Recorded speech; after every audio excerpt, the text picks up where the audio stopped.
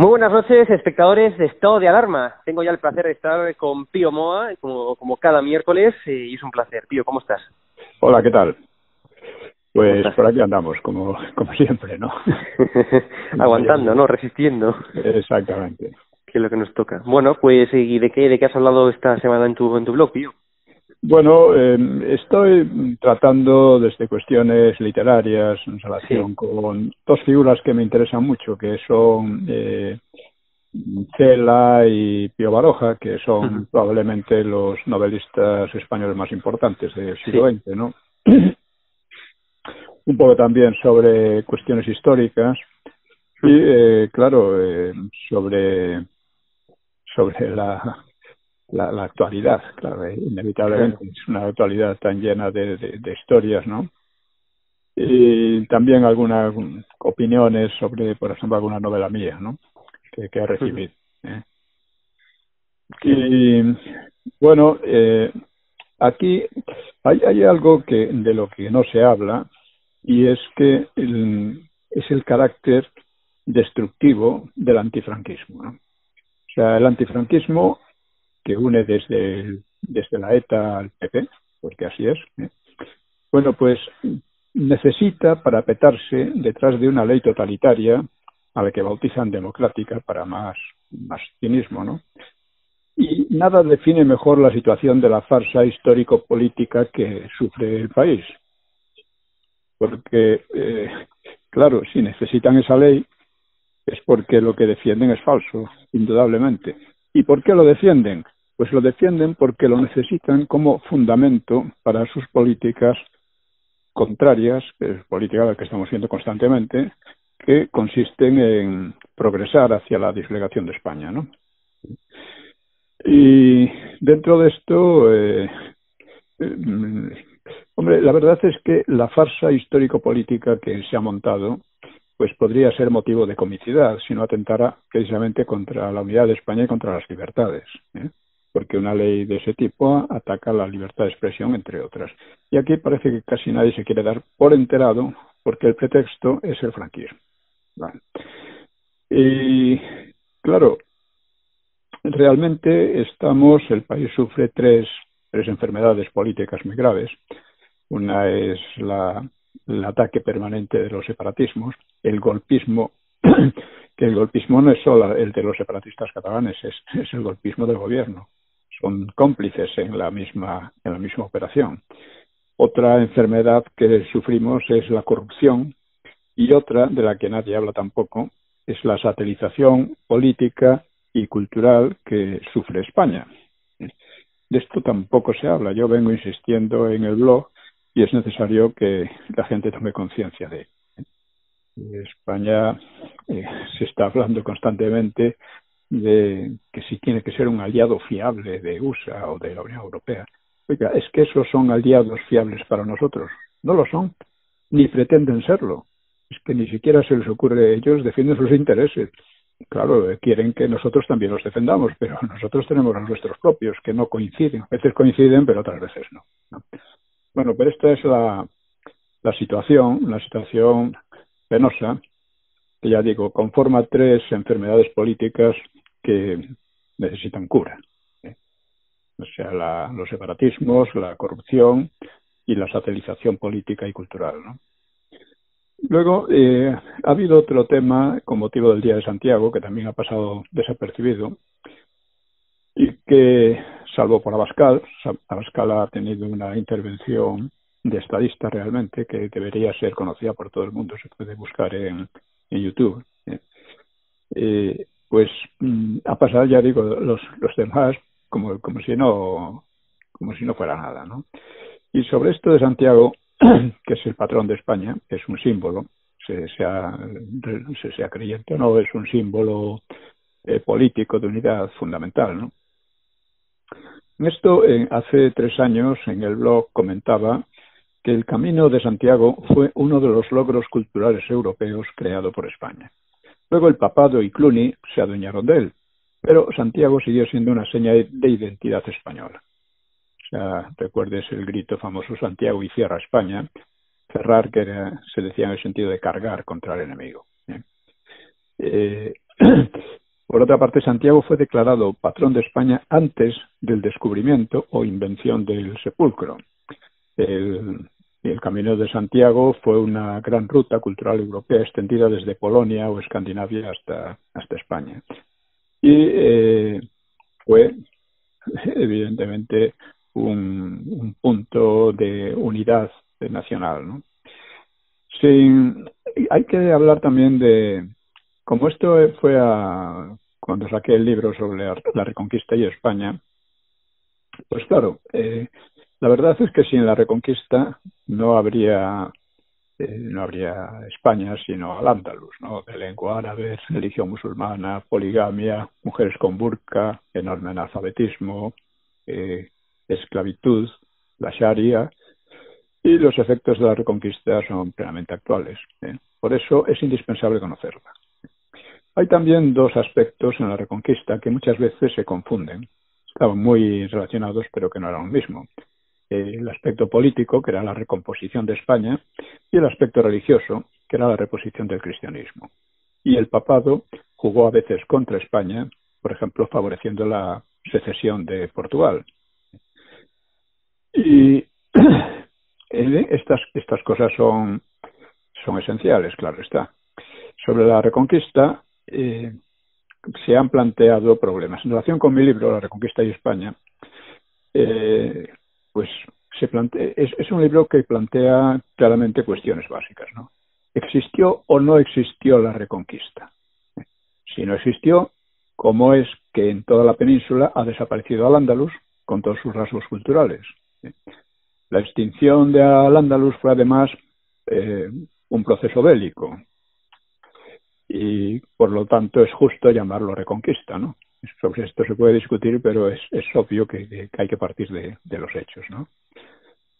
Luego otro tema es por qué la lucha contra la invasión musulmana dio lugar a varios reinos y no a unidad desde el principio. ¿Por qué hubo a menudo choques y guerras entre estos reinos? Bueno, esta es una cuestión clave que he abordado también en el libro, y realmente las tensiones entre integración y disgregación que existen en todas las sociedades, pero fueron muy fuertes. Y casi es un milagro que, con una excepción, la excepción de Portugal, se llegase a la reunificación de España. Pero si el milagro, entre comillas, se produjo, pues hay que examinar sus causas, que es lo que yo hago en el libro, ¿no? Otra cuestión que se plantea es qué origen espiritual o, si se quiere, ideológico obtuvo la Reconquista. Bueno, pues obviamente fue el reino hispano-gótico de Toledo, hispano-goto de Toledo, que fue invocado con más o menos intensidad, pero siempre a lo largo del proceso. Y claro que esto plantea otra cuestión. ¿Se trató de una inspiración históricamente justificada o fue una invención pseudo-legitimadora, como la tumba de Santiago, ¿no? Que en esto insisten muchos, ¿no? Bueno, esto es otra cuestión que hay que abordar con rigor. Realmente el reino hispano-gótico de Toledo existió, en él nació la idea de España, la idea política de España. España culturalmente es un producto de Roma, pero políticamente como nación es un producto de no de los godos, sino de los godos a partir de Leovigildo. Los godos que además, y de los concilios de Toledo, ¿no? A partir de Leovigildo y Recaredo, ¿no? Con su hijo Recaredo, que renunció al arrianismo, pues ya hubo una unidad mucho más fuerte. Pero la idea nacional de España nace con Leovigildo. Y, en fin, no hay que olvidar que su hijo Hermenegildo estuvo a punto de echarla por tierra, ¿no? Con su rebelión y su apoyo a los juegos, etcétera. Bueno, el caso es que es así. Sí hubo un origen espiritual, ideológico o político en el reino de Toledo. Si no hubiera existido ese reino, que era el más desarrollado de Europa en aquella época, pues si no hubiera existido, la Reconquista no habría existido tampoco. España, la península ibérica se habría convertido en Al-Ándalus y habría quedado más o menos como el norte de África, ¿no? En que no ha vuelto el cristianismo allí, ni ha vuelto la cultura latina, ni nada. Otro problema importante es por qué duró tanto la Reconquista. O sea, Ortega y Gasset dice, con su habitual frivolidad en asuntos de historia, no decía más que tonterías, la verdad, La España invertebrada, que muchos lo consideran un libro importante, y es una sarta de majaderías, ¿no? De ocurrencias, ¿no? Esto lo decía él mismo Azaña, dice, más que pensamiento tiene ocurrencias. Y Ortega, como pensador, ha sido muy importante como pensador filosófico, ¿no?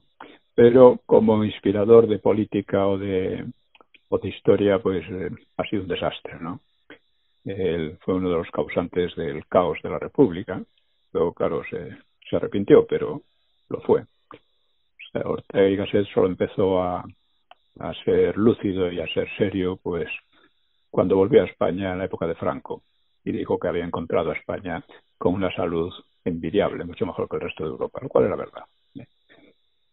Luego, claro, aquella duración, ¿por qué duró tanto? Pues por muchas razones, ¿no? Que hay que analizar con un poco de seriedad, ¿no? Que es lo que generalmente no se hace. Bueno, y viniendo a cuestiones más actuales, creo que una de las más importantes es lo que ha pasado en Ceuta. No les quepa a ustedes de que hay un plan a largo plazo, o quizá no a tan largo, por parte del PSOE y los separatistas, y que aceptaría el PP, para entregar Ceuta y Melilla a Marruecos. En las mismas Ceuta y Melilla, por parte de un partido claramente, aunque quiere ocultarse, claramente marroquí, de la señora Essa Hamed, que ha sido secundada por el PSOE y por el PP, han declarado a Abascal persona non grata. Naturalmente ven en Vox el obstáculo a ese plan que tienen. Y no hay que olvidar también otra cosa, porque en el fárrago y el constante cambio de palabras, de la palabrería de los políticos, que unas veces dicen una cosa y otras otra, es necesario tener en cuenta los objetivos estratégicos de cada partido. Y el objetivo estratégico del PP es volver al bipartidismo. Lo ha dicho Casado muy claramente. El bipartidismo significa repartirse poder, cargos, jueces y dineros con el PSOE y con los separatistas. Eso es lo que ha hecho el PP durante todo este tiempo y no sabe hacer otra cosa. Y a eso le llaman democracia, ¿no? Por eso su enemigo principal es Vox. O sea, para la concepción de la democracia que tiene el PP es lo que podríamos llamar una concepción de democracia de amiguetes. Un poco lo que decía Azaña de los republicanos, ¿no? Una política de amigachos, de incompetente, de botín y de codicia sin ninguna idea alta. O sea, esto no tiene ninguna idea alta. Y este es el gran problema. O sea, las ideas que tienen son ideas de repartirse lo que hay, simplemente. Ha habido, sigo dedicando dentro del blog una serie que va por el número 35 el título Galería de Charlatanes, que es sobre los historiadores estos que han disfrutado de tanto prestigio, falso prestigio durante tantos años y que dominan la universidad, por desgracia. Esto viene ya del franquismo con Tuñón de Lara. Con Tuñón de Lara, digamos, la interpretación de la historia más o menos comunistoide o más o menos marxista, pues ya empezó a imponerse y desde entonces no ha parado. Llegó un momento en que hacia los años 90 llegó un momento en que incluso las interpretaciones de esta gente, más o menos marxistas, eran aceptadas por la derecha. Y parecía que la batalla la tenían completamente ganada, porque quienes se oponían, en aquel momento podía ser Ricardo de la Cierva, habían conseguido meterlos en un gueto. Y en esta situación, pues aparecieron mis libros que les pusieron tremendamente nerviosos. O sea, en particular los mitos de la guerra civil, porque tuvo un éxito sin precedentes, ¿no? Entonces, ellos vieron ahí un peligro. Creían que tenían ganada la partida y vieron ahí un peligro. Y esto se vio en que inmediatamente empezaron a pedir la censura. Empezó ya Tusell que no era marxista, era democristiano, pero muy simpatizante de toda esta gente, ¿no? Y simpatizante también del PNV, etcétera. Y, por supuesto, siguieron los sindicatos. Los sindicatos llegaron a manifestarse ante el Congreso para pedir que se impidiera la publicación de libros como el mío. Claro, todo eso llevó finalmente a la Ley de Memoria Histórica. En cierto sentido, soy un poco culpable. Es decir, la Ley de Memoria Histórica va contra toda reivindicación del franquismo, ¿no? Y al ir contra toda reivindicación del franquismo quiero decir de la verdad sobre el franquismo. El franquismo no se puede reivindicar como tal, ¿no? Pero la realidad histórica del franquismo sí. Y la realidad histórica del franquismo fue que, para empezar, no derrotó a una democracia, como dicen, derrotó a una alianza de separatistas y totalitarios, impidió que España se disgregase o se sovietizase, impidió que España entrase en la Segunda Guerra Mundial, lo cual fue un servicio no menor que el anterior, y pues luego dejó el país como lo dejó. Gracias a la sociedad que se creó en el franquismo fue posible una democracia que el antifranquismo está corroyendo y destruyendo sistemáticamente. Bueno, pues aquí trato a personajes, algunos muy conocidos y otros menos, conocidos por los medios, claro, porque por su especial atención a los medios, como Preston, como Gibson, como Elorza, aunque Elorza, algunos de ellos han mejorado bastante con el tiempo, como el israelí Ben-Zion Netanyahu, sobre todo centrado en la Inquisición, no en la guerra civil, pero para el caso siempre hay unas concomitancias, ¿no? Ben-Zion Netanyahu es el padre del que fue, del que ha sido hasta hace poco primer ministro israelí, ¿no? Tiene un libro que lo han difundido mucho y comentado mucho sobre la Inquisición, lleno de barbaridad. Un libro además completamente racista, ¿no? Porque pretende que los españoles eran una gentuza, ¿no? Era, en fin, la Inquisición se la achaca a los españoles, en general, españoles en general, como una manera de ofender a los que eran superiores a ellos, es decir, los conversos, los judíos en general, ¿no? Otro, a Kamen, de Kamen me ocupo también. No es que estas personas no tengan algunos libros interesantes, pero eso trato de explicarlo de esta manera. El problema de la historia es fundamentalmente el enfoque que tiene. Con un enfoque malo se va a producir cosas de muy poca calidad. Por ejemplo, cualquiera que pretende que la guerra civil se libró entre fascistas y demócratas ya es un enfoque radicalmente falso y por consiguiente no va a engendrar más que falsedades, aunque pueda haber estudios concretos, tal batalla, tal historia, tal, que sean valiosos. Yo lo comparo con un barco que se fabrica, ¿no? En un astillero pues sale un barco, pues qué sé yo, con la quilla torcida, los costados uno más alto que otro, en fin. Ese barco no puede navegar, solo puede ser visto como una cosa un poco monstruosa, ¿no? Sin embargo, el material de que está construido sí puede ser utilizado. O sea, estos autores tienen a menudo cosas utilizables, pero utilizables en otro enfoque, dentro de otra manera de verlo, ¿no? Y el caso, ya digo, de Kamen en relación con el Imperio Español, que escribió un libro, se titula así, Imperio, y es un completo disparate, ¿no?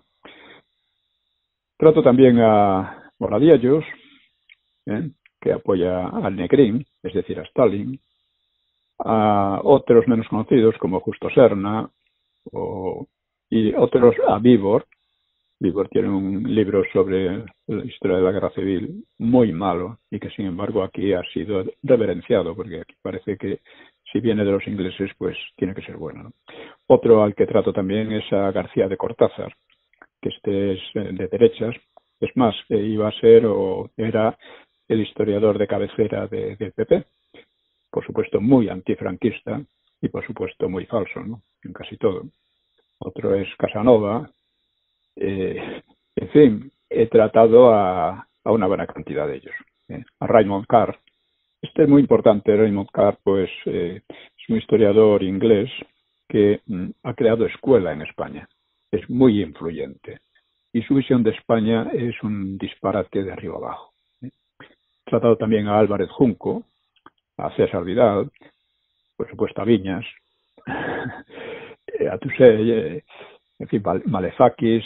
En otras palabras, es una serie que voy por la 35, se puede ver, lo publico casi todos los días alguno, y que creo que puede ser muy interesante porque, como me decía un lector, pues, se aprende más historia así que con una mera descripción de lo que sea. Porque una descripción o una narración te pueden decir lo que quieran, pero cuando se enfrentan al debate, pues ya no es así. Y esta gente, insisto, han tenido que recurrir a la ley de memoria histórica porque no pueden sostenerse en un debate, ¿no? En un debate democrático y un debate intelectual. No tiene más remedio que ir a lo que realmente defienden, porque si ellos defienden la política del Frente Popular, que era básicamente una política supeditada a Stalin, pues tienen que recurrir a historias como, o sea, a normas de tipo soviético, ¿no? Que es lo que hacen. He tratado también otro tema porque yo he defendido, se me oye bien, ¿no? Sí, perfectamente, Pío, perfectamente. Bien. He defendido que España no es una democracia actualmente, es una democracia fallida desde Zapatero, con las leyes que metió, las leyes antidemocráticas. Y claro, me decía un listo, ¿no? Dice, la prueba de que la democracia en España no es fallida está en que usted puede escribir lo que quiera e insultar al gobierno sin que le metan en la cárcel. Bueno, este argumento crea la impresión de que subsiste cierta libertad de expresión gracias a unos gobiernos supuestamente demócratas.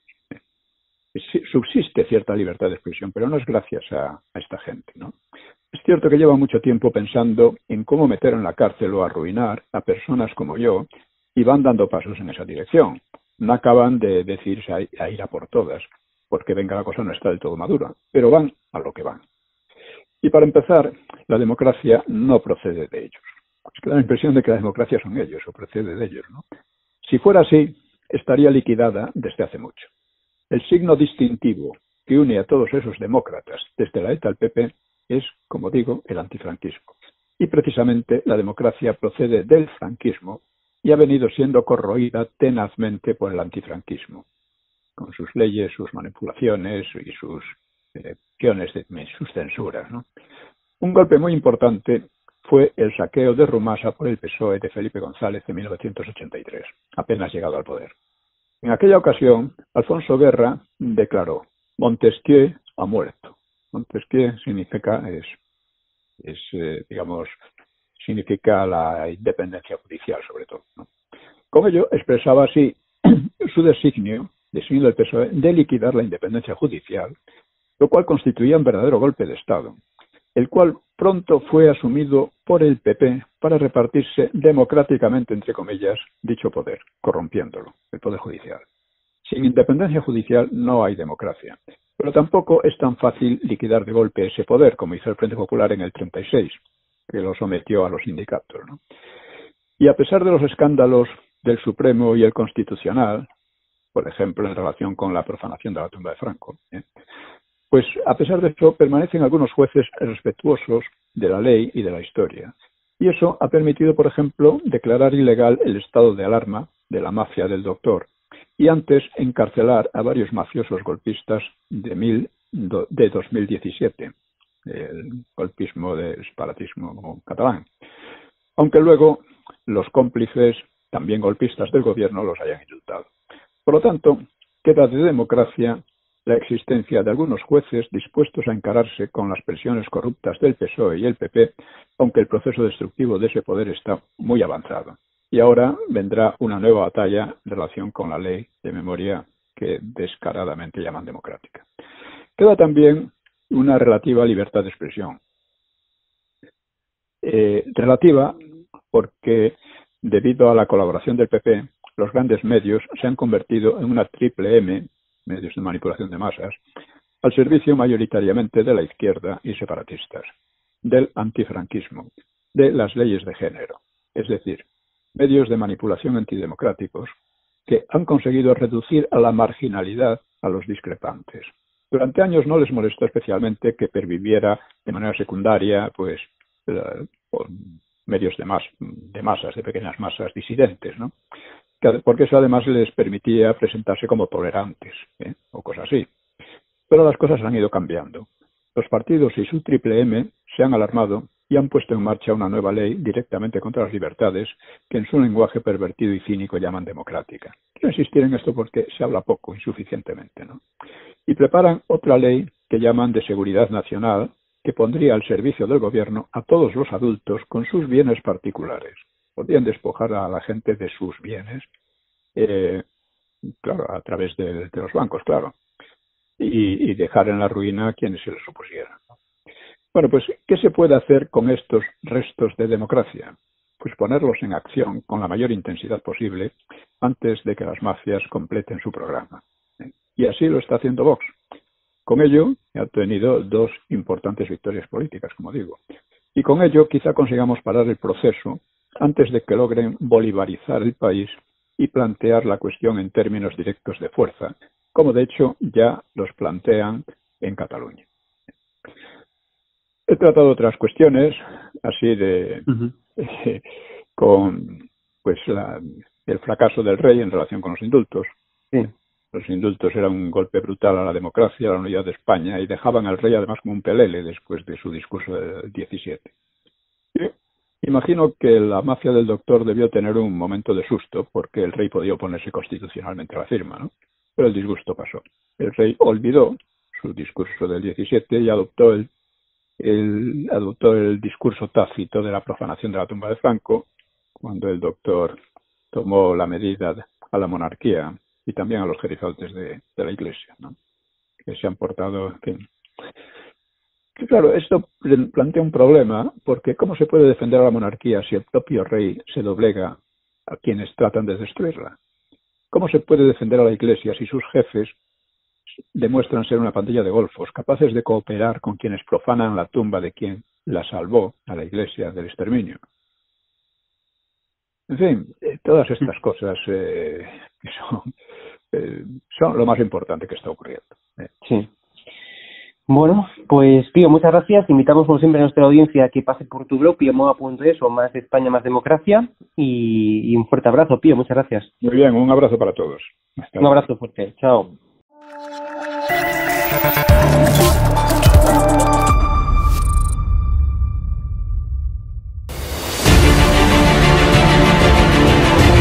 Le he preguntado, usted está siendo investigada por presunta administración desleal. Después es una vergüenza que la extrema derecha mediática... ¿Quién es la extrema derecha? Los que contratan...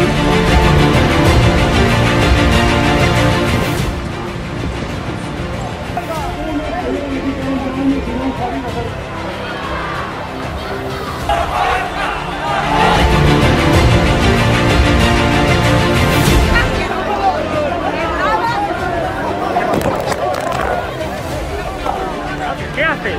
¿Qué haces?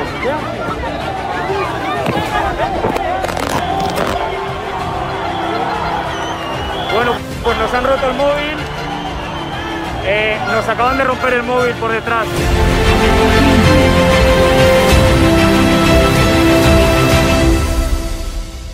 edatv.com, ¿vale? Pincháis aquí y ponéis los datos fundamentales. Y ahora, como veis, nos pide que firmemos este contrato de suscripción, lo leéis con calma, por supuesto, y le dais a continuar. Y ahora nos pide que introduzcamos pues una contraseña, y le doy a continuar. Y ahora me pide que confirmemos el correo electrónico. Habréis confirmado vuestro correo electrónico y os pide, ¿vale?, que elijáis una membresía.